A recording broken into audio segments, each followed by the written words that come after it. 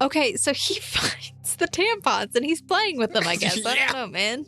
This weird, sticky, spongy material. That's not a tampon, that's a pad. I'm an idiot. You're a biology teacher also. What? Can I just take 10? It says October 2075. Did they just not clean out their inventory ever? You guys continue your journey into the forest, and for several hours you're making your way, trying to follow the sun and use it to direct yourselves north. Along the way, you hear the sound of a very jovial sounding male voice. Are you traveling merchants?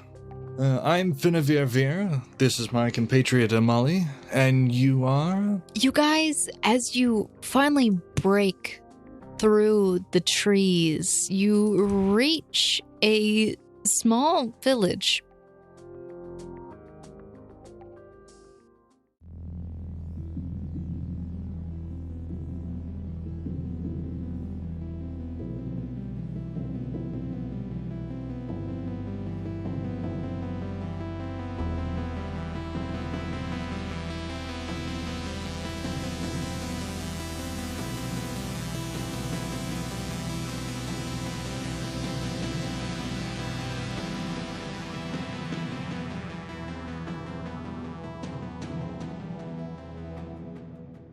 Hi guys, it's Snow here. Welcome back to the Gate Chronicles Season 1, Episode 3. I'm very confident we are in Season 1, I promise that much. Anywho, I'm Snow, I'm the GM, and today I am joined by... Us. Hi, I'm Quentin. I am normally GM of the SAO podcast, but here I am but a measly player playing Charles Smoot. Hi, my name is Jaden, and I'll be playing Finiavir Avir, Bard. I'm up next. My name's Zach. You can call me Blarg. I'll be playing Alfred Kenneth Mest. And my name's Andrew, and I'll be playing the lovable hick idiot, Alan Taylor. Can anybody tell me what happened last time? Let's do like a really quick recap. Last time on the Gate Chronicles. I believe we made it out of the remains of the underground laboratory, gathered some supplies, medical supplies. I think we got expired insulin. Yeah, we did. I wouldn't call that a medical supply at this point. We left we made our way to leave the grounds and ran into Finiavir Avir and Amali, who I think they brought us back to town after like a night. Yeah, my remembering was something along the lines of heading to some awesome ruins and then getting sidetracked by escorting several ungrateful schmucks to a nearby civilization. Yeah, pretty much. All right, that sounds pretty good to me. Well, I guess we can pick up where we last left off. Are you ready, gentlemen? Yes. No. Yeah. Might as well be. What do you mean no? That's not a choice you get. No. We're pulling him along anyway. Ready or not? We're ready for you. The ready check was only a suggestion. You're getting pulled in anyway. As you pass through the blue translucent hemisphere, you found yourselves approaching a quaint village several hundred yards from its perimeter. You notice relatively primitive tent structures mixed amongst the deep red wooden houses. But rather strange and impressive is the large domed tent with 3 triangular extensions evenly distributed around it, sitting at the center of the village. Amali, alongside Finn, walk in front of you into the village, where very quickly Amali kind of turns to the party and he says, "All right, I've got business of my own to attend to here, so bye." And he kind of just starts walking off. Adios, see you in the morning. And he kind of waves with his back turned to you as he journeys off into some unknown location. He does that. So, here we are, Ashpi Village, as promised. So, you two are going back to that laboratory, right? You bet. Smoot, you want to join him? Maybe once we're a little better equipped. If we can take care of that in a day, then by all means. Well, I suppose you have a few strong backs in your numbers. Could be good for hauling extra loot. I'd be down. We'll run it by Amali in the morning. He's a pretty easygoing fellow. Just let me do the talking. If we're gonna head out on a venture, we're probably gonna want to get ourselves equipped. Probably. Well, there should be a marketplace around here, if I'm not mistaken. Markets are good and all, but He'll reach into his pockets and turn them out, and he'll say, "Markets are good and all, but we ain't exactly liquid." I see. Another charitable donation from the Bank of Finiavir, I see. All right.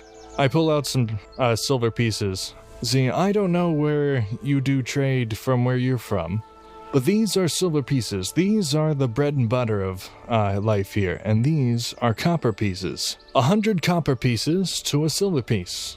Make sense? Makes sense enough. You do have the concept of bartering from where you're from, correct? We had currency, yes. Excellent. Is there like a Walmart, a dollar store, Home Depot, Lowe's?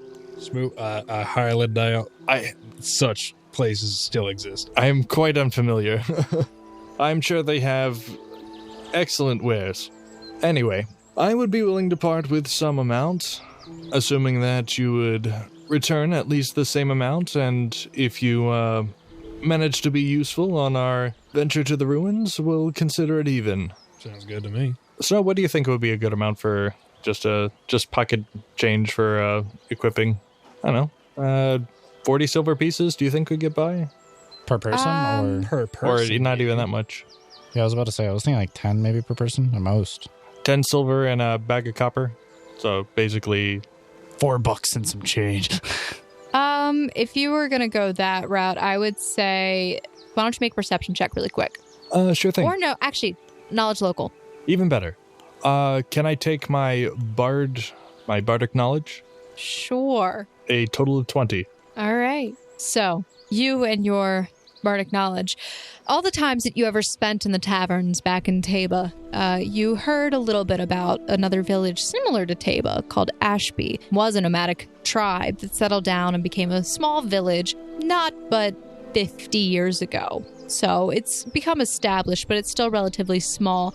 It does have good trade, and value-wise, you would assume that it more than likely, things probably, if you walked into a store, would probably be no more than 500 silver at the highest, unless you're trying to get, for example, some very interesting relics or rare goods. Well, it might be better to take a look at what's around. I have a few coin on me. We'll see what you need. In the meantime, I give everyone basically an allowance of 10 silver and so it'd basically be 9 silver and the rest with copper. And then I'll handle the major expenditures. All right, everyone mark that down on your character sheet. And I'll mark it down on mine. By the way, this is for anyone who I think would be going with me the next day. So unless I'm approached by Kelsey or David, this would not include them. Actually, so David says, why would you want to go back out there? For riches, of course. If it weren't for greedy individuals, nothing would ever get done. Riches are great. But where the heck are we? What is this place? And Ashby Village, I told you. Keep up. David, that's kind of why we're going out there. Or at least why I'm going back out. Finiavir and us have very different goals. All me and Mr. Taylor, all we want is answers. We have to explore further where we've come from to understand where we are. And Kelsey kind of steps up and she says, I need to find my brother. So she kind of looks back and forth between all of you, a little shy, but then states, so I'll be going back out with them too. Are you sure? Kelsey. Oh, my girl. We could find you a nice place to stay. It is safe here with the barrier. Kelsey, don't you think that if your brother had woken up early than us, he probably would have made his way to the nearest town? Yes, but maybe the answers that I need are out there. Fair enough. How much can you carry? How much can I carry? You know. A backpack, I guess. I haven't gone hiking before, so I don't really know how much I can carry. Excellent, really as long as you're willing to try. I'm really good at opening jars. Well, we do add that asset to our table. Nice. Alrighty then. So we'll need 1, 2, 3, 4. 4 backpacks, several bandoliers. I already have my satchel. 200 feet of rope. Bedrolls to go around, because I would like to have my own bedroll this time. No offense. None taken. I'm sorry I took that from you. No, it's fine. I had a blanket. All right. Let's see what we can find. I march off towards the market district. All right. Your character's never been here before, so make a perception check, all of you. Also, if everyone's coming with me, then I give everyone that 10 silver advance. Did Okay. David state his intentions, whether or not he was coming? David has not stated his intentions. In fact, he's kind of standing there like a little... Oh, I only gave it to anyone who said they were coming, so that would be 4. David, Okay. were you I planning on rolled looking twice. for, was your nephew, was it? He sighs. Listen, I have already a feeling that I'm not going to be finding Ozzy anytime soon. You could at least ask around the town, see what you could find. That was my intention. I'm not really made for going out and traveling out in these places. I mean, look at my suit. It's all dirty. I just had it pressed and cleaned. Aw. And it's so charming, too. Here, let me fix you right up. I approach him and I start, like, straightening his coat, like on the shoulders a bit. What, excuse me. Sir, please. I can do that myself. He No. brushes himself. I simply insist. This does the trick every time. Humor me for a moment. I start reaching through my bag to find my bag of tricks, and I pull out the white cloth. Okay. So, with a flourish, you reach into your bag and, like, flick out this white glove. Or is it a cloth or glove? It's a cloth for the princess digitation. Okay, so you pull out a white cloth and you kind of flick it out. Yep. And I'll do a quick swipe over his shirt, and then flick, little sparks fly, and then it should... prestidigitation allows the instant cleaning or soiling of a set of clothes. So, poof. There we go, right as rain. What did you do? Oh my god. Oh. I've heard of Tide to Go, but this is Tide to Woe. Yes, American Tide to woe. All right, and I'll do it for myself as well. Flick. Well, we'll head off to the market district. Please make a perception check, everyone. Smoot's got a 13. 7. I rolled 19. Okay. All right. So, trying to think. Total of 10. What attracts Alan's attention? What attracts Alan's attention away? Pretty Let's ladies. see. Pretty ladies. Okay, you're right. Alan, as everyone else kind of starts walking off because they're hearing the sound of people saying, "Get your vegetables, get your fresh fruits and vegetables," and all kinds of things. You're not really paying too much attention, and your vision is quickly drawn to the side as you see two very petite and feminine-looking women. I don't know what what is his type? Tell me Alan's type. Wait, so someone is making an advance at Alan? No, he's seeing two chicks talking. What would entice him to go talk You're to them? seeing two chicks walking by. Yes. You see two chicks walking by. What's your type? I need to know the type so I can tell you what you see. Why would it change? Oh, no, it doesn't. I just need to know for posterity reasons as well. Posterity. Okay, I don't know. What is Alan's Is type? a woman shorter than himself? Okay, there are two. I've already said this. There are two very, petite women walking by having a conversation. Very attractive. And they just get your attention right away, wearing these very strange and foreign clothes as everyone is starting to go off. I'm gonna roll Alan's charisma for my own decisions on whether or not he's taken. Does that mean he's taken? He's gonna keep it in his pants for now. Okay. I don't think that would be charisma, but okay. Okay, I guess charisma wouldn't be this. Well, it doesn't matter. It's a Whatever. personal role. It's not a GM role. I'm gonna roll my strength to see if I'm infatuated. Not at I don't know. How much just- does he love lifting weights? Oh goodness. I guess Okay. it would have been Will. It's whatever. Pick it. So, Alan turns away from his lustful thoughts and quickly catches up with a group who is making their way into the market where they hear people say, not fish, but honestly, I really want to scream fish. Get your fish. But nobody's I screaming mean, there fish. could be a river nearby where they get some Could be a fish. nearby river. Turkey noodle soup, get your turkey noodle soup. turkey noodle soup. Noodle soup. I hear Yeah, that man, yelled at Renaissance fairs all the time. That's Or- good stuff. I mean, Yeah. do they have chickens? Get your bread bowls here, guys. Bread bowls, turkey legs. Get your bread bowl. I want something to be called something similar to the modern day. Get Steak yourself on a- some Red steak Bull, on a and steak. it's literally Steak on a Red Bull. steak. Get your steak on a steak. So as you guys venture into this marketplace area, you see that it is very busy compared to the rest of the village, which is a little bit more relaxed and slow moving. In here, you see that there are a myriad of people wandering about, many of them women with baskets on their arm going over to a lot of the food stalls that are there. And you see a lot of strange foods, things that you haven't seen before, some familiar and some very different. But you see people going around and going to the different stalls. You hear the clinking of metal in the background. Sounds like somebody's hammering away on something metal. As well as you smell some very strange herbs in the air. And as you kind of turn, you see that there's like this little sign hanging from a shop.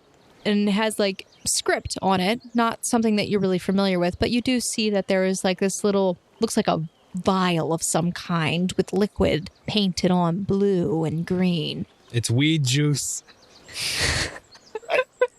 Are we saying this in character, or? That wasn't Alan's accent. That's just Andrew's filthy mind. All right. So I'll just go hunting for the regular stuff of backpacks, bandoliers, rations, rope, bedrolls, etc. I could go through the whole list if you want. Okay. So, Jadon. Yes. Finiavir finds a stall over kind of towards the edge of the market. It looks kind of like a general goods store where they have a myriad of adventuring supplies as well as some house-looking things like chairs and tables. House-looking things. Wow, I'm very creative tonight. But as you go in, you very quickly find a few backpacks, not very well made, but looks like they would do the job. They would probably be about 4 copper a bag based on like just looking at them. But if you did a true appraise, you might figure out an actual price. I don't know, man. It's not like that you're seems the GM. fair enough. But I will just inspect them for quality at least. Okay. Total 19. Thank you. They look durable. They're not pretty. Ooh. Whoever made it just didn't know how to do designs. There's some Fine sloppy. with me. I'm shopping for durable. Yeah. Sloppy design work on them, but it looks like they'd be pretty sturdy. You do find several bedrolls. So there were, how many backpacks? Did I say 4? 4 backpacks? Yes. No, I said, yeah. Okay. You said 4 before. Okay. Perfect. As well as there are 5 bedrolls in this establishment. And you also do find rope, but it only comes in 50-foot bundles. Okay. I'll get 4. If they have that many. They do. Generic pricing. Oh, I would say just give him a total at the end once he's gotten everything. Yeah, we can do that. A python and a python, hun? A python and a hammer. Piton. That says python and python. Did it say? And piton. I wanted a piton and a hammer. Okay. A bell, a bucket. What is this, Minecraft? You want a bell? I want a bell, a bucket, some fishing line.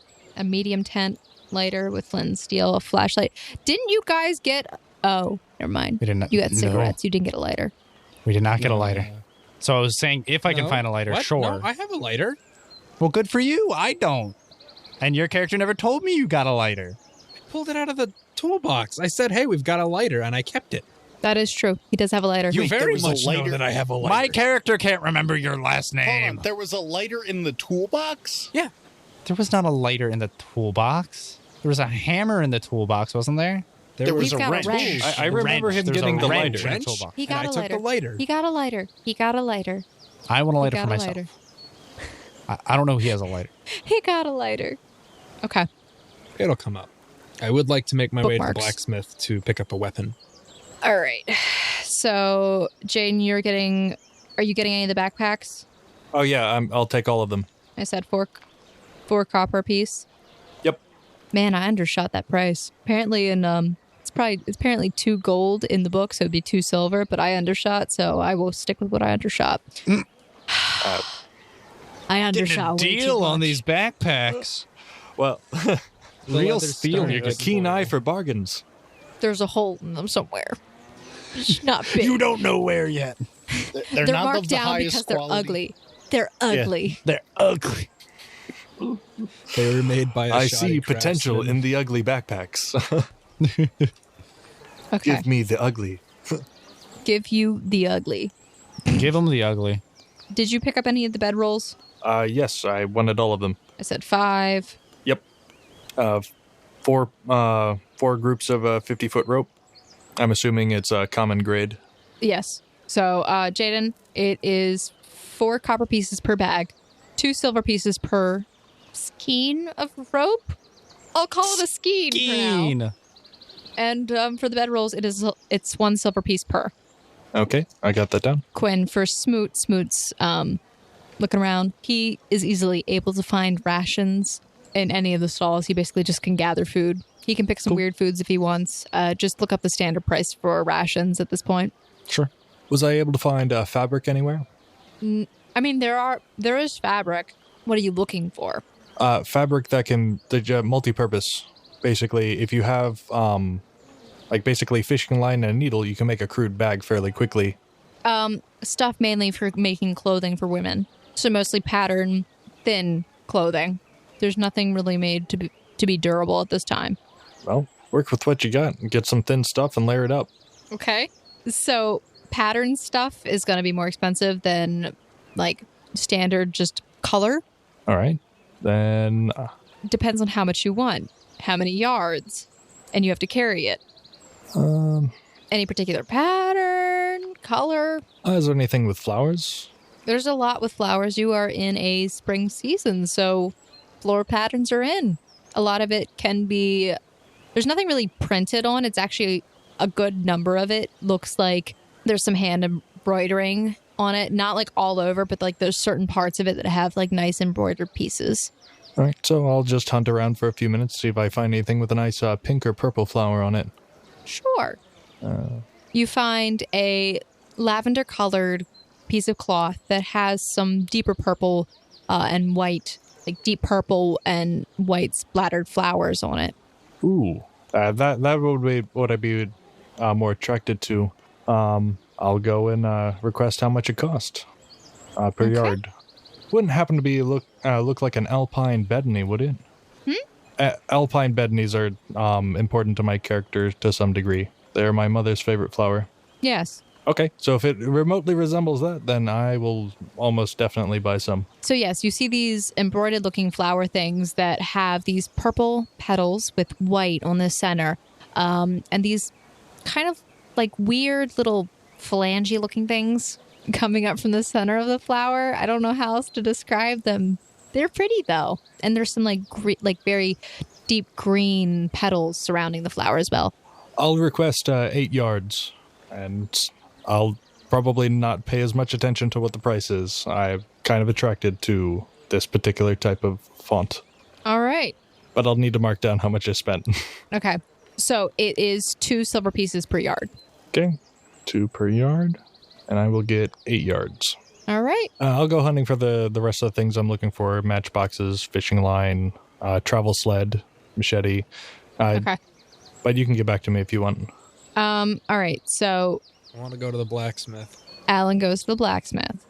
After some time, he's able to find it. Alan goes to the blacksmith and asks how much it would be to get a glaive done by the morning. So you're not going to browse the wares. You just go in and you ask for a glaive. Pretty much. Why does your character want a glaive? He's comfortable with it. He's When has he ever used a glaive? How does he know what a glaive is? He's experienced with pole arms. How so? Would he call it a pole arm if he's a southern Yes, country bumpkin? he would call it a pole arm. Okay.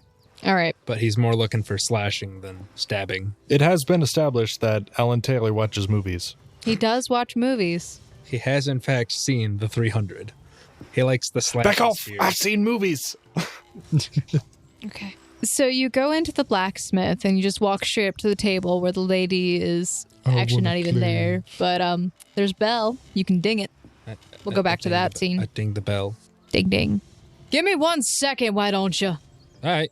After a few moments, you hear the clanging in the back stop, and you see a very busty woman come out wearing a thick leather apron and thick leather gloves.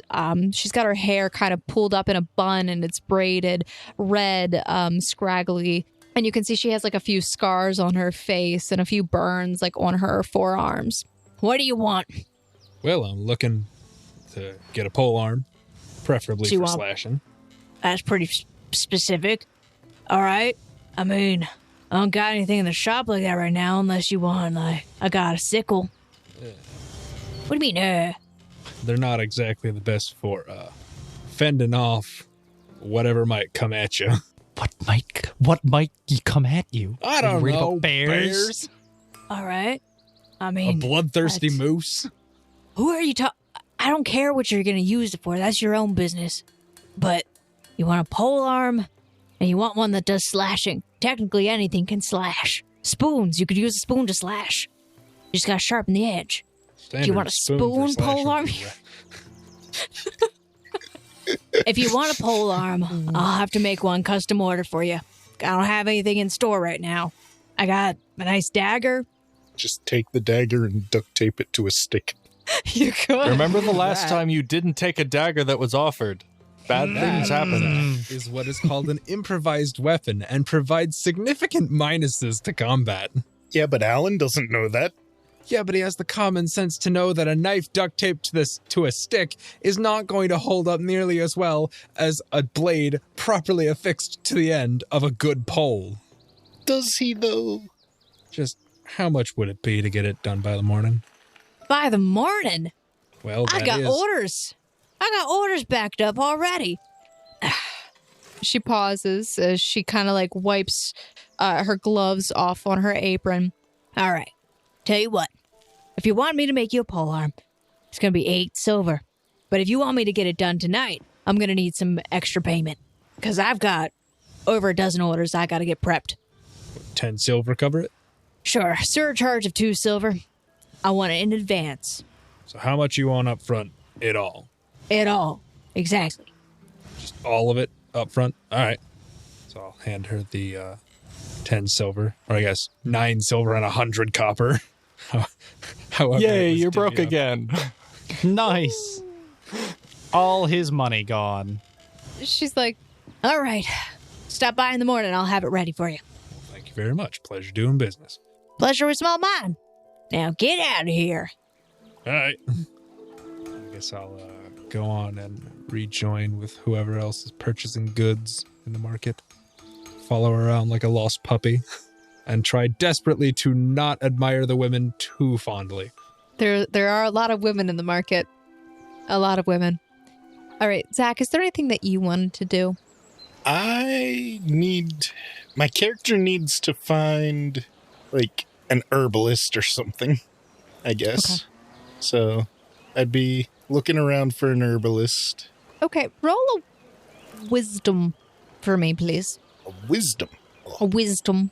Wisdom. Not Okay. that great. 9. All right.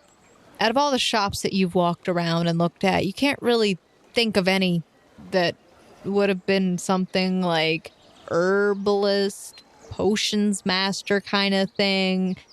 You just kind of keep walking around. Please make a perception check for me. Okay. 10.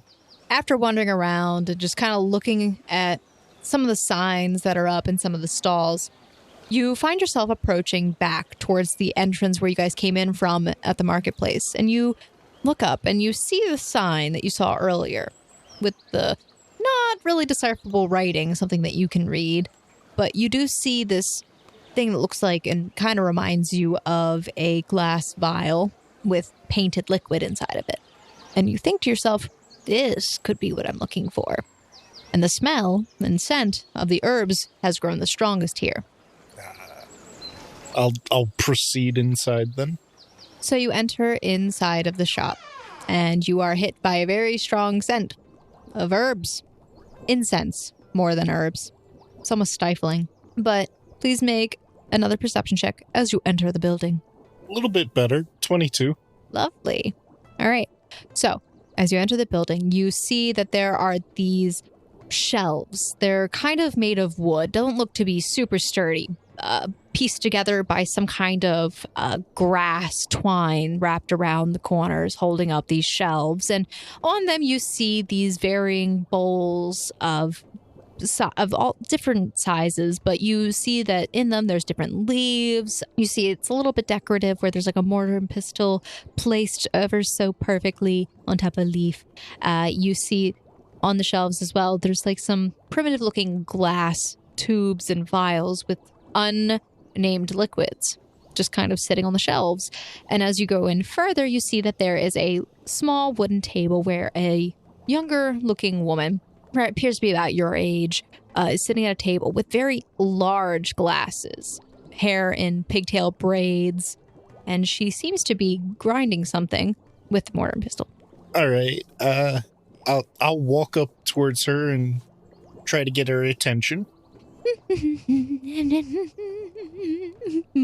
She's just humming. Hello there. Oh. And she looks up and she adjusts her glasses very gingerly. Hello. How might I help you? Hi there. I was wondering if perhaps you would have any sort of records or anything of local flora and fauna that would be useful in medicine making. Oh, you're looking for a book on herbs? Yes, I was wondering if perhaps you might have one. I don't have anything, so much as a book, but I do have some of my own drawings. Are you also an herbalist? Are you looking to create something interesting? Well, yes, you could say that. Well, I did say that. What else would I say? So you're just looking for the pictures or anything else? Pictures and descriptions, you know. All right, now we're getting a little too far. A little too far? A little too far. It's a little personal. My descriptions are most excellent. One moment, and she kind of gets up from her table, scoots out very gingerly from her seat, and she walks very gracefully across the room. And as she does end up tripping and falling into one of the shelves, which then topples over and crashes to the ground, leaving broken glass and liquids on the floor. Oh, darn it. Excuse me, don't mind me. It's these glasses. I have to take them off when I'm walking. And she takes them off and she puts them, against her apron, which she's wearing at her waist. And you see that she has these very lovely blue eyes and blonde hair. And she's very, very delicate features. Excuse me. I'll clean this up in a moment. And she gets up and she goes over to a drawer at the side of the room, or a chest of drawers, and she opens it up and starts to rifle through. And after a few moments of some under-the-breath cursing, she comes back. Excuse me. Here we are. And she places them on the table. I guess I'll start looking them over and seeing which ones are interesting looking. See which ones I might want to take if I could. So as you're looking through, you roll a knowledge nature. Okay. And we will use that to help you with discovery of plants later. 9, he says. Okay, there are some plants in here that you have no idea what the heck they are. Like, you're trying to read her writing. It's not really like anything you can understand. It's poorly written or something along that line. It doesn't even look like it's English. Could be French, Canadian, or something like that. Who knows? A whole other world up there. You do notice a few plants that appear to be similar to stuff that you've known, but you can't really understand her documents enough to remember it, at least. Is this helping at all? A little bit. Oh, what do you mean a little bit? Trying to think what I want to do now. Do you need any herbs or any potions made? Perhaps I can teach you a few things if you're learning about the area. That would be delightful, thank you. I'd love to learn a few things. Make a perception check really quick. Okay. There we go. 23. Okay. I need to stop looking at this because I'm going to do stuff without reading. Okay. Her very pale skin flushes a bright red around her cheeks, and she has a very big smile on her face as she suggests teaching you. Oh, how wonderful. Please, come, sit here. And she pulls up a chair next to where she was. And do you take the seat? Sure. Okay. So, Al, you're with her for probably about 30 minutes, and she kind of goes over with you very carefully some of the plants and some of your extracts that you have in your character sheet. You know how to use them. You've learned. It's happened. Which ones did I learn? I have no idea, man. What have you got in there? What you got in that character sheet of yours? Well, there's the 2 that I started off with, and then the ones that I don't have access to would be Bear's Endurance, Bull's Strength, Cat's Grace, Eagle's Splendor, and Owl's Wisdom. Okay.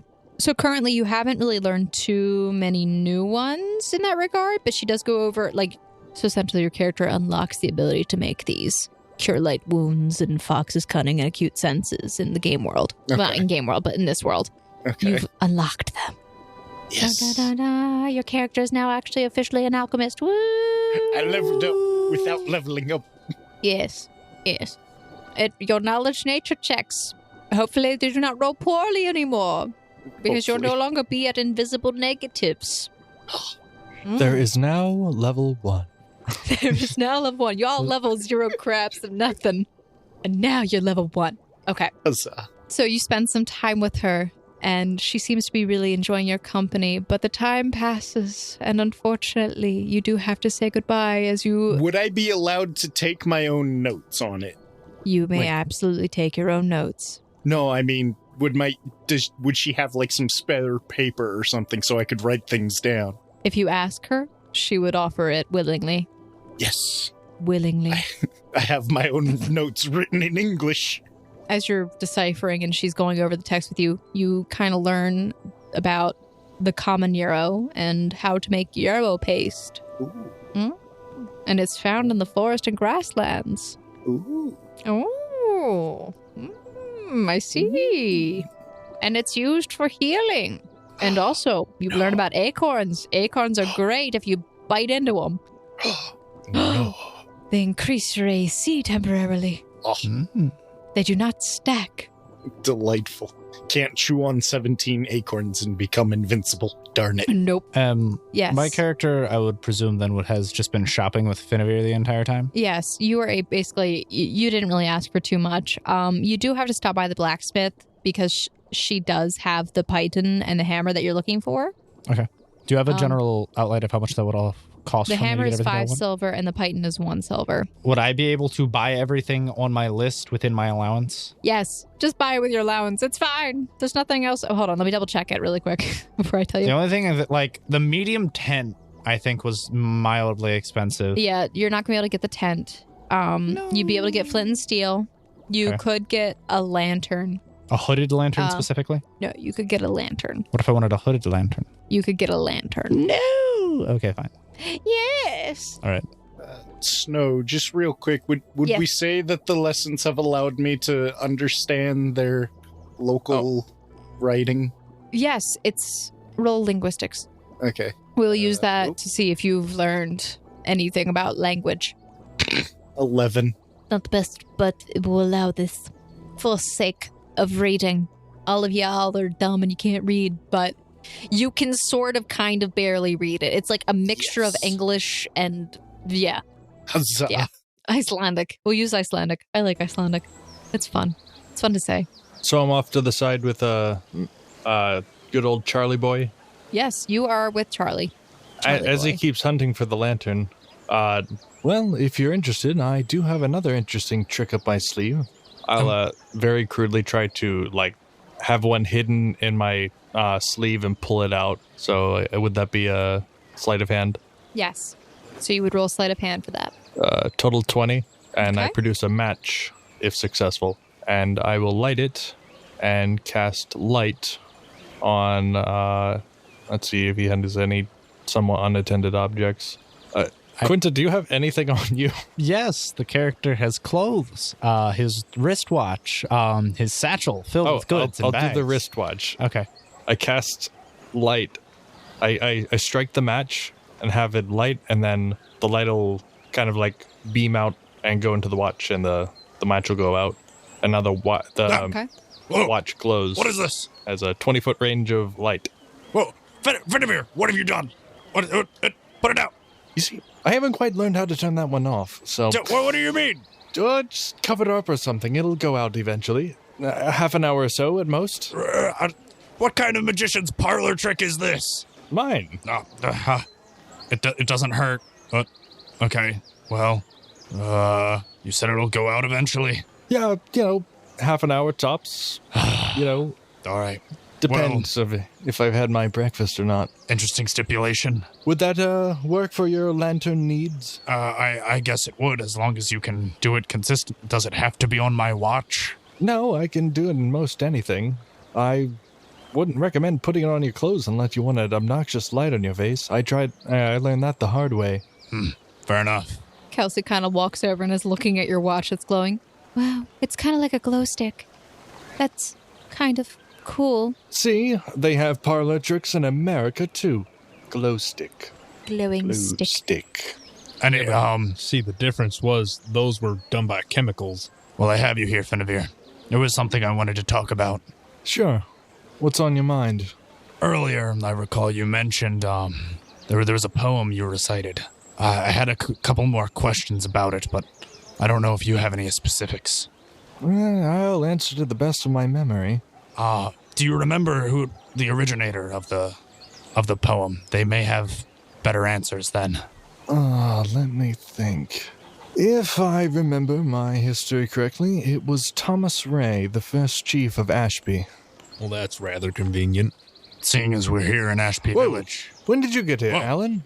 I've been following you around for I remember you long running we've off been and here. going, I think, to the blacksmith. Oh, Interesting. I'm sorry. Don't sneak up on Anyway, people. I'm almost entirely certain it was Thomas Ray. The chief of Ashby? Do you know how they died? Aside from that, I can't say as I remember much more. Maybe someone here would know. Do they have any form of documentation in this town? I've never been here before. Unfortunately, you're asking the wrong fellow. I wonder if the current chief would know anything about it. Did you say you were hiding your watch? No, I just kind of Oh. stopped staring at it, glowing at me. Oh, Alan, while you're here. I start handing him stuff. I give him the backpacks and the bedrolls and the rope and just see if he carries it. How much does it all weigh? So your standard traveling gear is probably about 20 pounds, if I'm right. I can hold about 4 of those. Well, great. I gave you 4 of basically everything. I will keep the cloth on me, though. So then I'm at my light load, roughly. So he's got this big old backpack. Roll perception, each of you. And Alfred, you do end up coming out of the herbalist shop probably about 5-ish minutes from now because they've been going around. Okay. So you'll be back with them soon. All right. That's I fine. rolled a 17 for perception. Got an 18 on my perception. Total of 9 for perception. All right. Where are you guys all facing? Because I don't, like, you stand in front of a stall. Who's facing who? Where? Who's standing where and at what? I was trying to have a conversation. Smoot would be trying to have a conversation with Finiavir, so we would be facing him. I'm facing more southwest. My back turns towards the, I guess, the shop and I guess the pathway, looking towards the rest of the shops and the rest of the group. Okay. David comes up to you guys. Oh, so how are you all doing? Quite well, quite well. We found most of what we were looking for, which is nice. You don't always get the opportunity. You managed to find anything you were looking for, David? Well, this is an interesting place. Now, my question to you is, have we decided where we are staying at night? I don't think we've gotten around to it yet. I suppose we should figure that out. Nice place to base. I wonder if we can find a room that has storage. That would be nice. Let's see. Can I kind of... Finn, roll a reflex. Uki? Okay.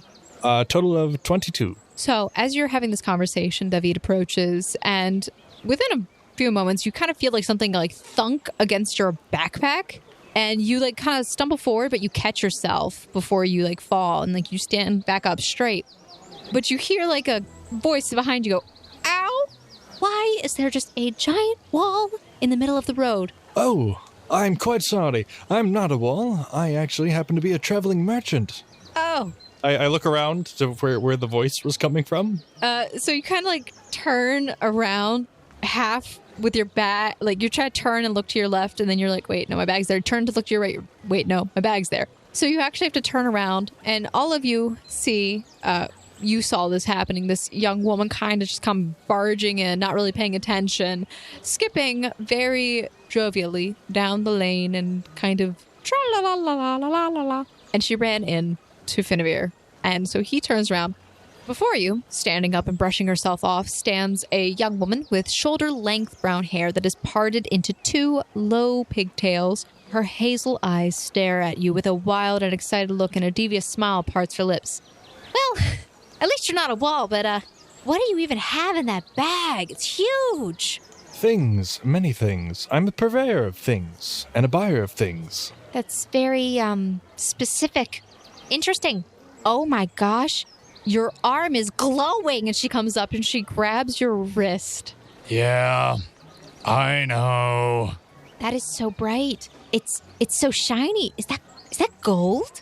And she's looking at it very closely and turning your hand pretty forcefully. Smoot would yank his arm away. It was a gift from a close loved one. Oh, calm down. I'm not going to take it from you. Anywho, hi. I haven't seen you guys before. Are you new in town? Are you... Wait, Yes, you said we you're a are. traveler. You're travelers. Oh my goodness, this is so exciting. I haven't seen people like you in ages. Yeah, it's been a while. 8. Do you not get many travelers through Ashpi? We probably do. I just don't get to come down here very often, but it's so awesome to see you guys. It's nice to meet you. Hi. What are your names? Oh, I'm Finiavir Avir, and these are my new compatriots, as you would. Snow, just Alfred. let me know when I would I was be going to say, showing up. you come out. Also, you're like, they're right outside the shop where you are. So you come out and you just see the group standing there, and you saw the whole thing happen. Oh, look, another one. Wow, you all look strange. What kind of clothes are those? I think my jeans are Levi's. Khakis. Mithril chain shirt. Khakis. I'm Change sorry, I'm shirt. just reminded of the Jake from State Farm. Khakis. What are you wearing, Jake from State Farm? Khakis. So she's looking around at all of you very excitedly, and she gets close into your face, and she's like, Well, okay, so your name is Finiavir? Finiavir. Yes. did you know if you say somebody's name a lot, you'll actually remember it a lot better when you first meet them? I do have trouble with names. Me too. That's why I'm saying your name a lot, Finiavir. And what is your name? My name is, Brunhilde. Brunhilde. Yes. Nice to make your acquaintance. It's nice to meet you too, Mr. Finiavir. And who are the rest of you? You can call me Alan. Alan. Very generic. I like it.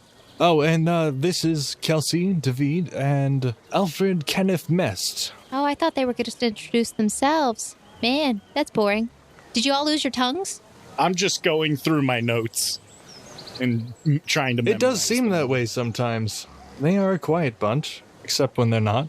This would be one of the times when they are. I see. What are you all doing in town? Oh, just stopping and gathering for supplies. We're about to go out on another ruins hunt with Amali. He's with the Seekers Guild. I'm actually an initiate myself. Oh, Amali's back in town. Oh, you know him? No, You sure sounded like you knew him. I don't know him. Then why would you say his name and know that he ever left town? Look at the wrist. I gotta go. And she kind of starts backing away. Nice to make your acquaintance. Yeah, it's nice to meet you all. Hopefully we'll see each other again. Don't go anywhere. Hold on. And she kind of runs off. Finiavir, have you ever met that strange child? I don't think she had a watch either. I don't even know if anyone around here knows what a watch is. It's when you This- see out of your eyes. It's very simple. This is going to be a long adjustment period. So after a few moments, the girl ran off, and then you see a figure come running back with a brown hooded cloak over their head, and they come up like, all right, I'm in disguise. Okay, maybe I shouldn't say it out loud. So, Oh, I take out of my backpack, I take out my mask and scarf and wrap it around. Put the mask around my neck and the mask on my face, and I put out my cloak. Are we hiding from something? Yes. Why? Reasons. I have plenty of them. Can you give us one good one? Could we take this conversation elsewhere, mayhaps? I don't particularly mean- see a need to, but we may if you wish. we could. You could come... no. If my guardian finds out, I'll get in trouble, so I can't. All of you make a perception really 20. quick. 14. All right, so I rolled a 24. 24. So everyone, except for Finn, are looking her up and down, like with the hood over her face and kind of just looking a little bit less wild. You kind of start to think that this girl, Brunhilde, she kind of looks a little bit like Kelsey. And for example, they were both wearing the same outfits. You might not be able to figure out who is who if they were kind of just like both wearing the hoods and Brunhilde was acting a little bit more calm and less childish. And she also seems to be around Kelsey's age. Was there a question posed to her before then? I'm sorry. Before I do, the last thing that was talked about was why we're talking in secret, or what is this that she wanted to say so bad that when she's disguised. Yeah. Oh, like I said, I got a lot of reasons, but I can't tell you why. If you're not willing to be forthcoming with your information, why should we be with ours? Ever the prize. The bridge of trust is built from both sides. So how will it ever be completed if it's never started? Problem is my guardian's back in town. I'm not really supposed to be down here right now. This is like the first time I've been out of the house for months. Ah, you mean Amali? My landlord tried to pull the same shtick on me, even though I'm just a renter. It's okay, I outgrew it. He's not... Molly's not my landlord. No. But it does sound like he may be your guardian. No. Never happened. Couldn't be. Roll Sense motive check, anyone? Absolutely, you can sense that. Are we at hilariously high bonuses for not being morons? 15. Apparently I don't won't. think it matters. Like, at this point, like, Please read the numbers, though. I love this. I rolled a 5, but at the same I time... have a 4. I has a 15. 18 with no There we bonuses. go. Okay. Charles and Alfred, she seems a little suspicious, but you're not 100% sure if it's a lie, whether or not she's saying, like if it's a lie, if Amali is the guardian or not. Alan, you feel a little bit more along the lines of, yeah, it could be a lie. Finiavir feels about the same. But you're not 100% because this girl's personality seems a little bit ecstatic. Well, regardless, if you're looking to get out for a while, I used to sneak out all the time.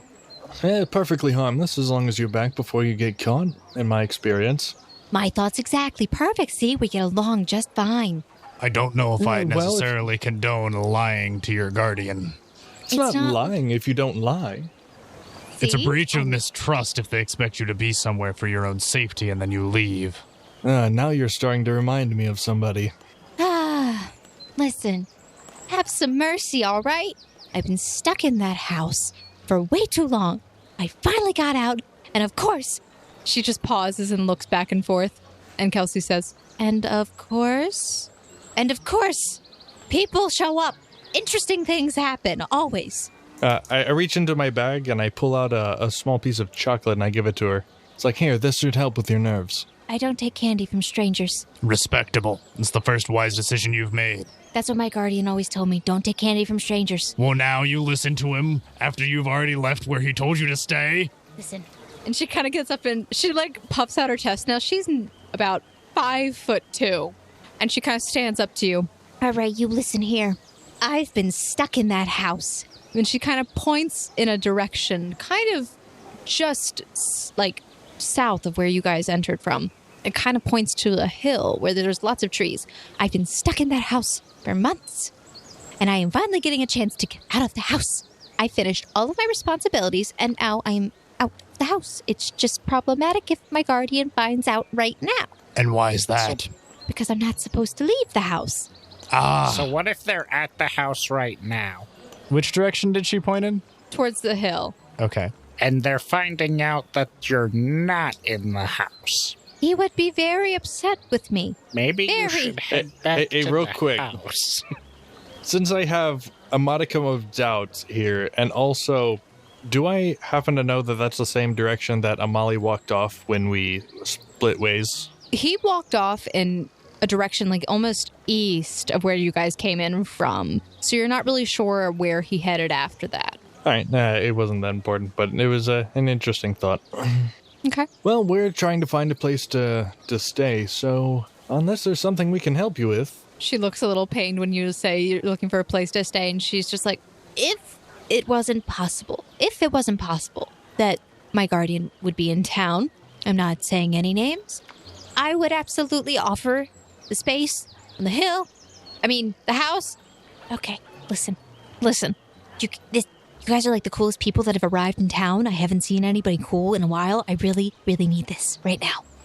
Are you saying you could put us up for a night? It's possible that the guardian may not show up at the house. So, and she's thinking it over. Please roll diplomacy. Are we rolling diplomacies? I would assume Jaden would roll diplomacy. Finavir's asking. So unless you guys are going to aid another. All right. Diplomacy should be my specialty. We'll see how this goes. Total of 18. You didn't have to roll high. All right, fine. You can stay at the house. That's fine. Listen to that. Free lodging. Oh, my 2 favorite words in the same sentence. I'll just figure it out. Come this way. I gleefully follow her. I follow her as well. At the very least, we can at least take her back to where she's supposed to be. All right. So as you guys are walking, you hear a voice. Cece. Oh, what am I going to do with you, child? Make a perception check, please. 2. 11. 23. 12. Alan, there are a lot of pretty ladies walking around in this marketplace. So you don't really pay much attention to the voice that just called out some random person's name. You're just paying attention to all the pretty birds walking around the area. Everybody else, you see Brunhilde turn really quickly and looks in the direction where the voice called. And you all see a very short, 3-foot-tall woman with a long, large cane that looks like it has a deer head at the end of it, but it's carved into the wood, and there's antlers sticking out. She has a long gray-haired braid going down one side of her chest, and she's kind of hobbling over, and she appears to be very old. She says, Oh, Cece, what am I going to do with you? Why are you out here right now? Oh, hi there, Topty. It's nice to see you again. Oh, dear child. And the woman stops and looks at you all. And Alan, after a moment, you do turn your attention back. Huh? And you see this haggard old woman approaching the group. Whoa. Who are you? And she approaches and puts her cane. It's very tall. It's much taller than she is. It's probably about Smoot's height at the end of it. The name's Charles Smoot, ma'am. And yourself? I am Topty. I am the village elder. I have not seen your faces here before. You could say we're new in town. Oh, yes, I would definitely say that. Haven't seen you before. Is there a reason you're traveling with my Cece here? Well, we were kind of shopping around here in the market, and she showed up and started acquainting herself. She gives her a glare to the side. Oh, Cece. Child, please make your way back to your home. You are not supposed to be down here. And she stamps the cane that she has on the ground. But I am their guide. I have already given them my word that I would take them to a safe place. Very safe. Topty. Elder Topty. Ma'am. Can I aid another her diplomacy? Absolutely. Total of 26. Okay. Passes. I would also like to aid another, stating, Okay. At the very least, I wouldn't mind escorting the child home.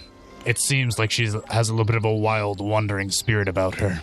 Oh, yes, she does. Yes, she does. The old woman relaxes her stance as she was trying to stand upright, but now she hunches a little bit back over and seems a bit more comfortable as she stands in front of you. Very well. You may go, but please do not stay too long. Oh, that's quite fine. We'll be gone by morning. Thank you for your, I'll pause, hospitality. She nods and stands, turns to the side for you to pass. Hold a moment, miss, madam, ma'am. Elder, that is more respectful. My Thank apologies. Did CC say that you were the elder? Is that correct? I'm gathering that. I correct him. Brunhilde. Oh, yeah. Who's Brunhilde? Mr. Smoot, didn't we have some questions for Brunhilde. the elder? Indeed I did, but I think they could wait for another time. Elder Topty, Is there perhaps another time we could speak with you? About what? I had questions regarding a poem, in which the first elder of this village supposedly wrote, Thomas Ray.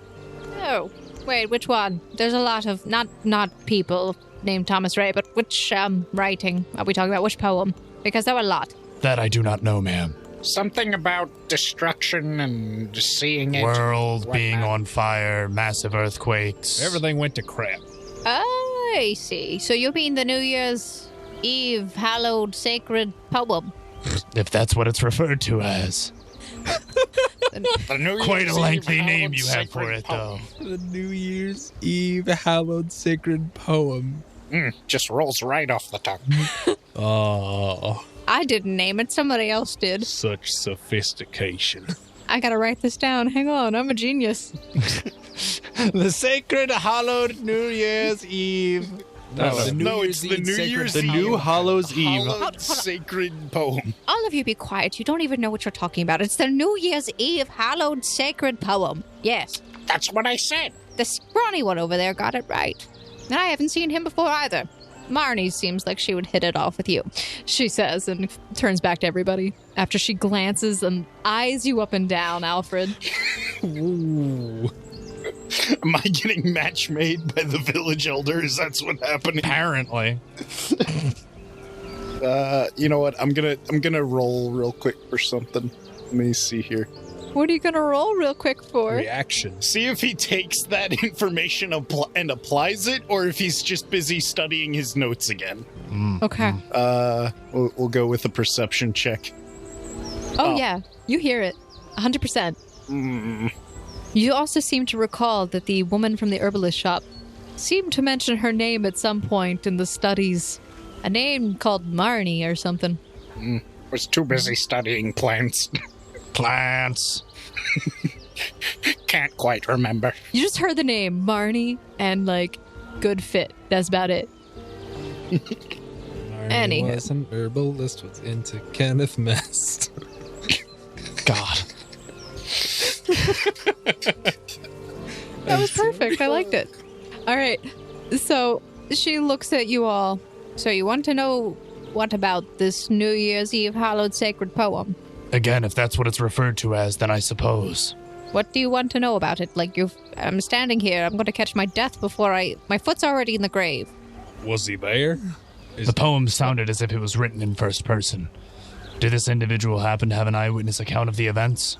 I suppose it was written in a way that it sounded as if the village elder at that time, not even the village, it would have been our chieftain, the tribe's chief. It was over 500 years ago. I'm honestly not sure, but from what it was passed down, elder to elder, essentially it sounds as if he was there. He made mention of a couple interesting things.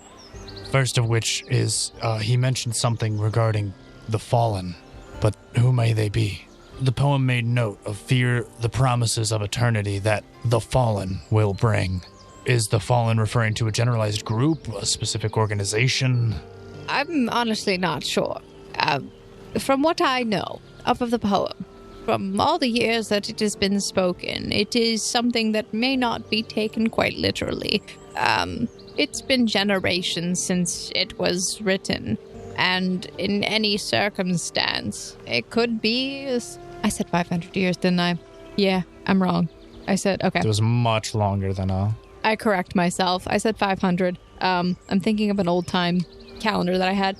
It's been over 1,000 years since anyone's really heard the original poem. I mean, we are a society that speaks in stories. We tell stories, and this is a story that has been told generation after generation, year after year, every new year. So, I mean, it could be that the fallen is speaking of our society that fell, or it could be speaking of a mythical legend of some kind. I'm not sure. Or a major cultural shift. Yes, something along that line.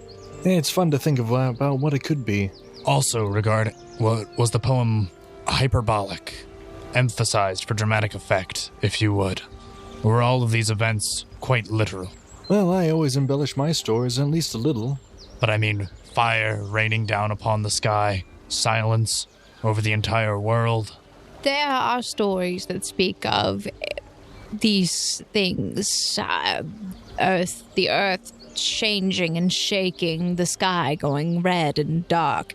But mainly our story, the first story that we have, is the one told by Thomas Ray. Well, I think you have it. Is there anywhere where we might be able to find further information on this?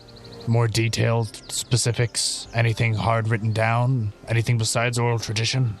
If you're seeking this, I would say that perhaps you should go to the Seekers Guild.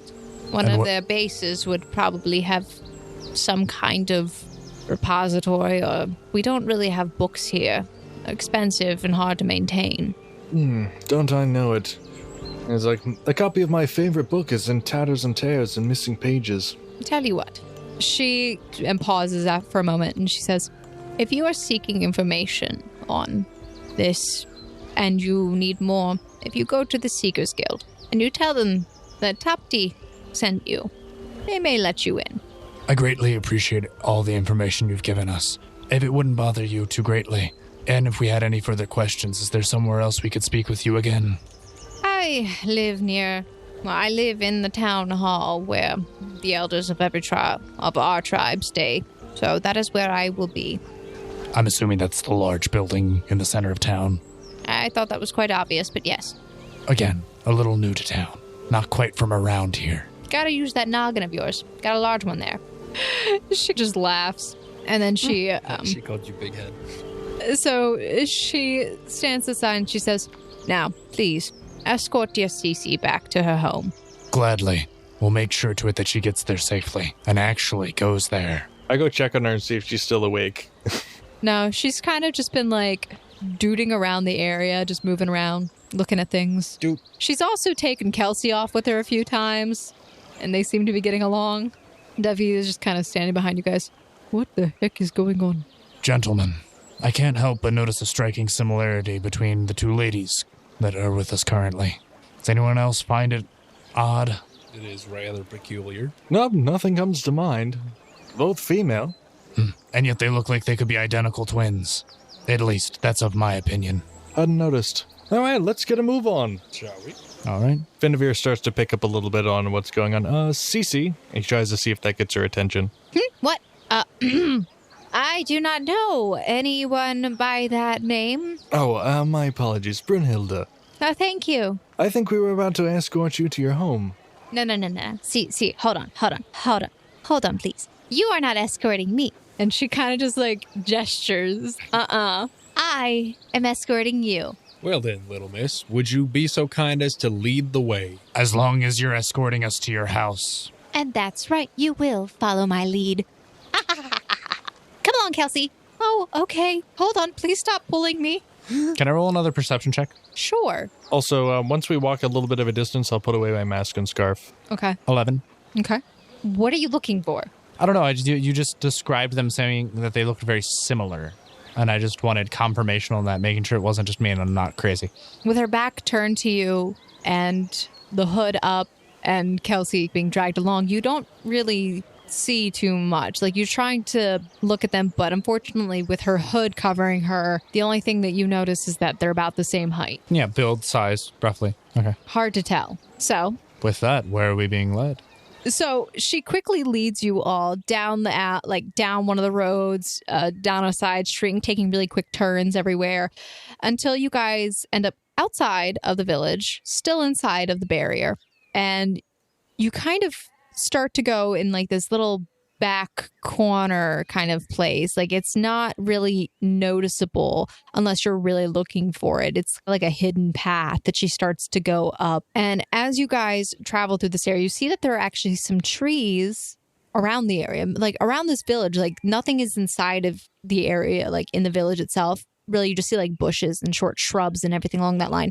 But up here, you actually do see trees and plants and bushes, just like all these things that were in the forest, but oddly enough, weren't really in the village, just outside of it. And after a while of walking, probably about 10 minutes, you find yourselves coming out into an opening where you see a small log cabin that is a little different in style compared to the rest of the housing down below. And you also notice that just off to the side of the house that there is a small, some fields that seem to have been well tended to and gardens.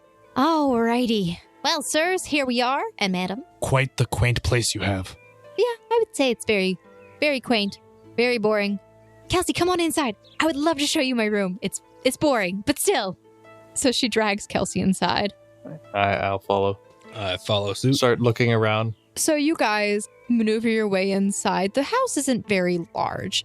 In fact, it seems like it's tailored to a small woman. All the shelves are lower. You find as soon as you enter, to the right, there's a small kitchen area. To the left, there's a seating area.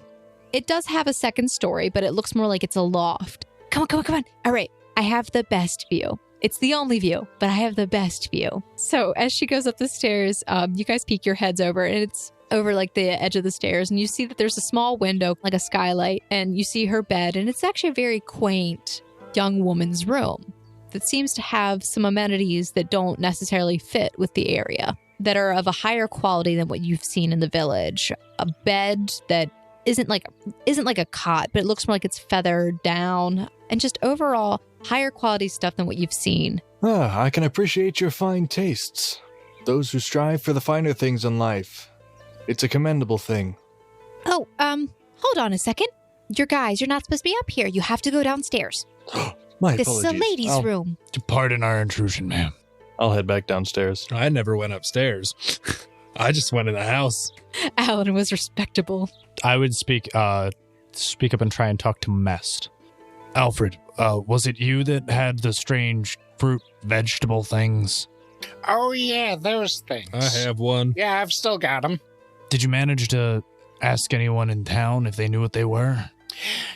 That might have been a good idea. Sorry, I was busy. I was just I noticing have a lot frying of... pan if anyone's interested. I'm sure they must have a stove or something around here someplace. Some kind Finiavir. of fireplace of sorts. Finiavir, if you would like, you can take a look at these too. I just noticed some rather odd cuisine out by some of the stalls out there. I didn't know if this was something that you would be familiar with. So should I roll for something, or should I just role play it out as if I think I know what is going on? I'm going to look for the kitchen. All right. So as you guys walked in, you did see that to the right, there was a small kitchenette area. It does have a stove, looks like wood burning. There's a small table for, not really small, probably about 5 feet by 7.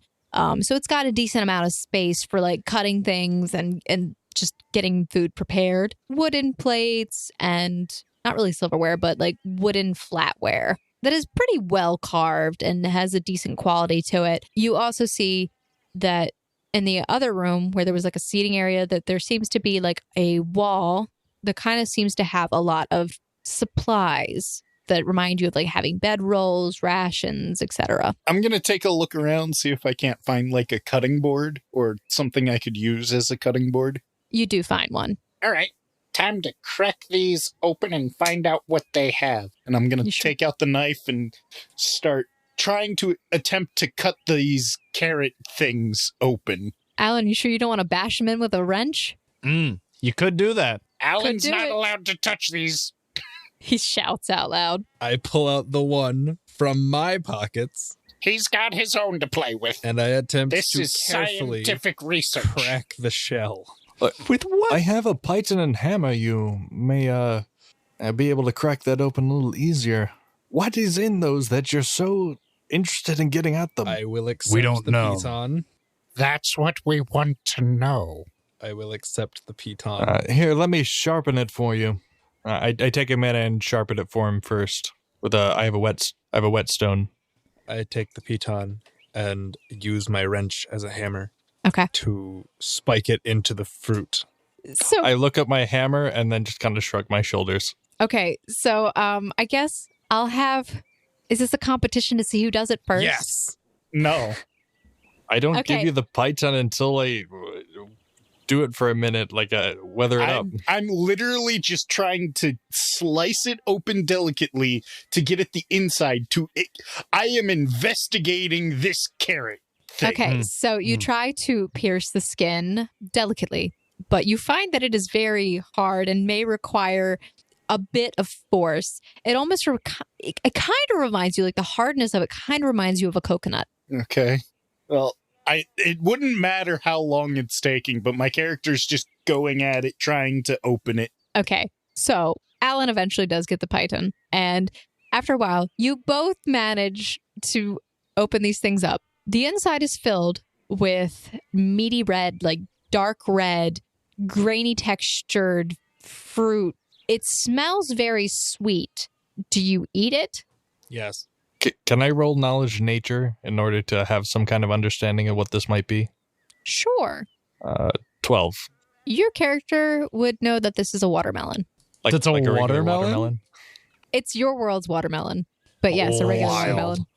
What's in these that you guys Careful, need to they're get in? sticky. So I eat some of the flesh. So you bite into it and you are met with a very watery and juicy familiar flavor. It tastes like watermelon. No seeds. Alfred, it tastes like watermelon. Watermelon? It tastes like watermelon. I'll cut out a little bit and taste it. Never seen a watermelon shaped like this. What are you talking about? That's what a watermelon looks like. Not where we are from. This looks like if a watermelon and a coconut had a baby during a nuke. David walks over and he kind of gestures to the strange looking fruit in your hand that you assume is like a mutated watermelon.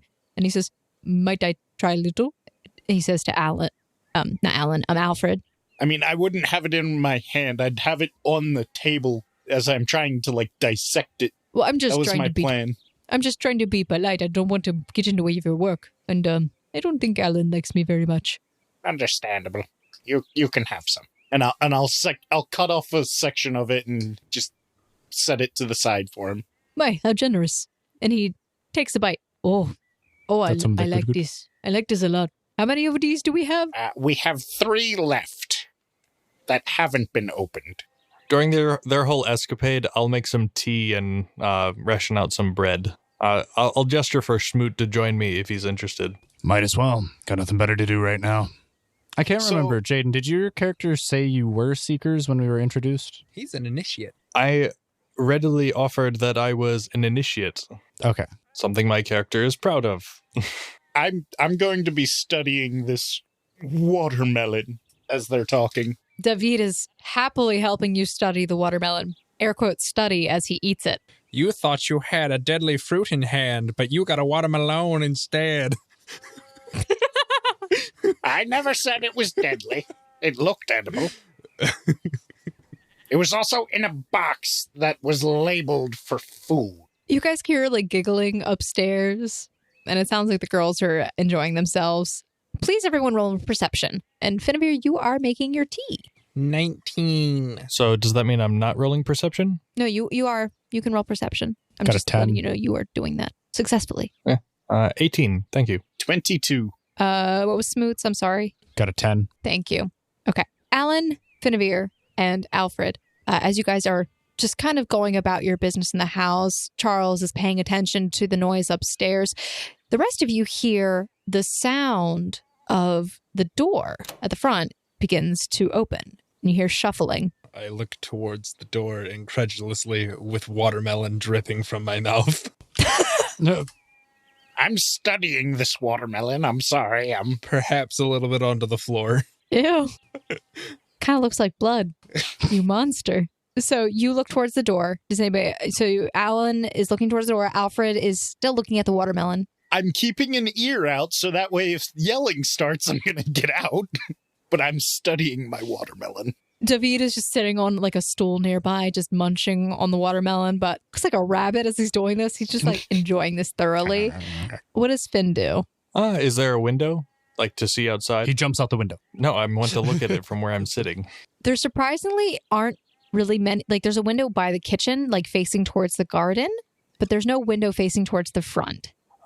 Then I'll remain sitting, but since I have nothing better to do, I kind of do turn my attention to anything that seems interesting, like the door opening. Charles would be paying attention to the girls upstairs. Is there anything else that he would be doing that would kind of keep him a little distracted? Well, from I am hearing. offering him tea and bread, and if he I was asks for walking alcohol- over to Finiavir while keeping a close eye on the girls. So you don't really hear the door unlatch, but the rest of them do turn. And so that does kind of draw your attention over there. And as you guys are looking, you see the door open and a red-haired figure, very familiar to you, Finiavir, steps through, puts down his bag, and as he turns and he looks at you, he says, "Crap. You're late. Thought we weren't supposed to meet him till morning. What are you all doing here?" We were invited. Excuse me, we are invited guests. I'm studying fruit. Cece, please tell me. Please. For the love of everything. Please tell me you didn't. Cece pokes her head over the stairs. My name is Brunhilde. Yeah, I'm pretty sure no one believes that anymore. Yeah, that kind of went out the window a long time ago. Kelsey pokes her head back over.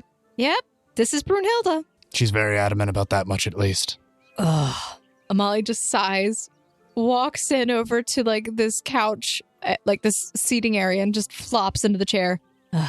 Well, welcome to my house, I suppose. Would you like some watermelon? He just kind of looks at you and squints like, why? I go up to him, put my arm around him. It's like, oh, have a heart, Amali. It's like I hand him some tea, or I try to hand him some tea and some bread.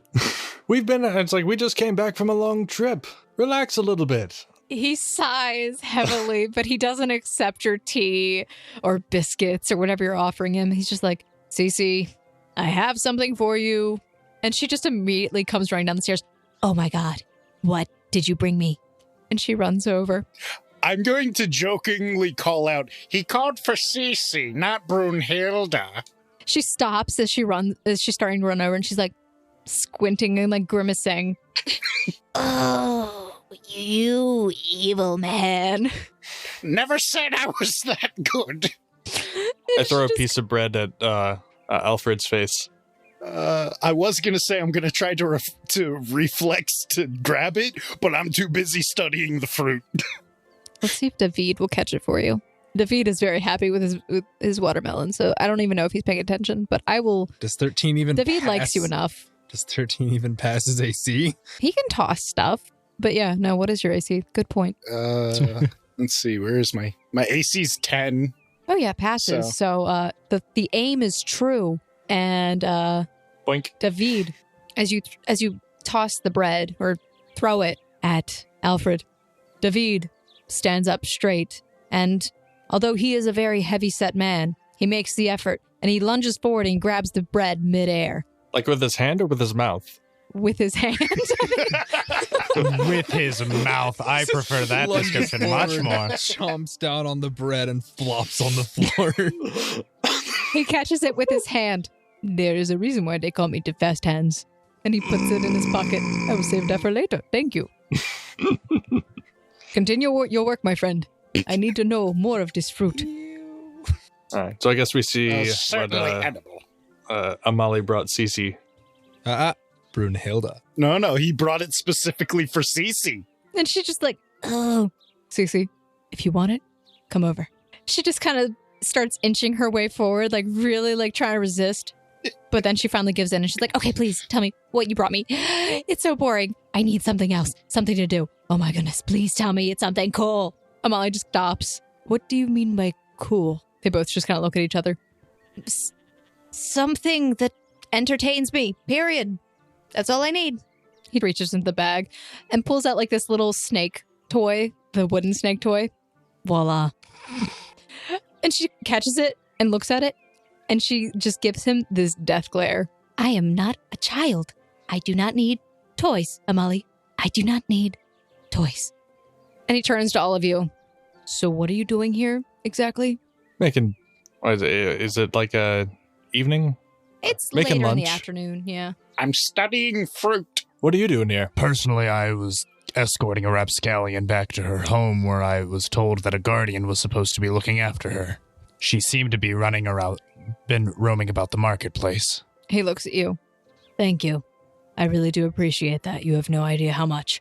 I live here, Finn. I live here. Oh, nice place. So do you keep matches, or do you just... And I just like gesture my hands like karate style at the at the fireplace. Yes, I do keep matches. Unless she did something with them. I did nothing with the matches at all. They may and or may not have been absconded with at some point by Squirrels. rats. Squirrels. Taylor, you just got here. How would you know where the matches went? Shut up, he doesn't know that. But I do. And Amali's just sitting in his chair and puts his hands up to his face and just covers his eyes. Please don't feed into her. I'll make no promises. No, but seriously, why are you all here exactly? Well, we were looking for a place to stay, and someone said if their guardian didn't show up, that we'd have a free place. I couldn't tell you who, but it seems we might have to find another place of rest. Cece, why? Why? And he just seems to be getting more frustrated the more you tell him. And she's just standing in the corner like, I did what I had to. I'll try to force the tea on him during the frustration. He takes it unknowingly. He's so frustrated. You don't even have to diplomacy. You just hand him something, he just takes it. I'd be more impressed if he started sipping the tea. Spill the tea. After having spoken with the village elder, Topteen, we decided to come and escort Cece back to this house where her guardian was supposedly looking after her. At least, those were my intentions. So are you related, or...? So, simultaneously, two things happen. Amali says yes. Cece says no. What? Beginning to wonder if she has compulsive lying disorder. Cece, please stop talking. Yes, we're related. Just a question. You never told me you had a sister. I don't tell you a lot of things. Like I have a house, and I live in Ashpi. We all have our secrets. Things are starting to line up. Well, as long as we head out in the morning, it makes no difference to me. I mean, I know that you guys don't really have a place to stay, but there's really not that much space here. I don't know what she was thinking. At all. There's plenty of space on the floor for bedrolls. He just pauses. He's right, you know. There's plenty of space on the floor for bedrolls, Amali. I can have friends over, Amali. Brother, I can have friends. Ooh. And Amali's just standing there like, ignoring it. Fine. You can find a space on the floor and you can stay there. Excellent. I hate it when the dew gets all over my clothes and makes them smell a little mildewy. Much appreciated, my compatriot. But he stops you and he says, But you will not be going anywhere near that bedroom up there. and he kind of gestures up, and then he looks up and he sees Kelsey poking her head over. The girls can stay upstairs. Excellent idea. The men can brew out down here. Sure, that's what we'll call it. Did you say brawl? Brouhaha. Was it brouhaha? No, it's a bro out. Oh, I heard different things. So Amali looks at you all. Did you eat? No. Then he looks over at the melon that's on the table and looks at Alan's face. In a manner of speaking, some of us have managed to. Sir, you really need to clean that up. I didn't get it everywhere. I'm just digging it out with my hands. You look like you ate a pig alive. I'll wipe my chin with my arm, which is substantially hairy. So I guess we kind of wind down for the evening, or I did kind of want to find a did I at least spot while I was in the market what you call it, a sled? Not in this market. Okay, well, it was worth a try. Not in this economy. Cece looks at you all and looks back to Amali, and she says, You know, Amali, this should be a cause for celebration. You brought friends home. We should absolutely go to the party tonight down at the Flay and Slayer's Tavern. Amali, what do you do to There's this porch? a party. Amali just glares at her, and then he looks at you, Finn, and then looks over to Smoot, who is just speaking. Amali, what do you do to this poor child? Ever since we've got here, she hasn't done anything except talking about leaving. Yes, this is true. I keep telling him he needs to take me with him. I can fight. I can do things on my own as well. I shouldn't be stuck in the house all day. I did nothing. And he just kind of pauses. Please roll diplomacy, Smoot. It's really low. Spoilers. 8. I did nothing. Just keeping her safe, that's all. Cece is very adamant about the Flame Slayer's Tavern, and she is trying her hardest to get Amali to agree, mainly by way of annoyance. And finally, I believe, after about 3 hours of her requesting the same thing, this happens. He finally agrees. And later that evening, you all make your way to the Flame Slayer's Tavern. Begrudgingly. And I think that is a good place to end off for now. All right. So. All right. Next time, we'll have to see what happens at the Flame Slayer's Tavern. Feast! I now find a kindred spirit in this CC. She knows how to push Amali's buttons. Annoyance. That's how I got to join along. He has a weakness. Finiavir might be starting to take some notes. Finiavir does probably start taking notes with what she does. I'm literally taking notes. All right, guys. So thank you so much for listening to this episode of the Gate Chronicles. Quentin, do you want to close us out? Do you want to try it? Sure. What was that? Thank you, everybody, for listening. If you did enjoy the episode, I would ask that you leave a like on YouTube, leave a rating on iTunes, follow us on any of our social media sites such as Twitter, Instagram, or on Spotify, wherever you find your podcasts. All of that really helps us out greatly. You can find us on social media at RollFound. Also, if you would like to support us in other ways other than spreading the joyous wonder that is our podcast, you can do so on our Patreon, bit.ly/support MRPF. But of course, if you're broke like all of us, don't have the funds, and you would like to join the casting crew for casual conversations, we're on our Discord almost every evening. You can find the link to that in just about any of the descriptions down below on our episodes or at our website, missingroleplayerfound.com.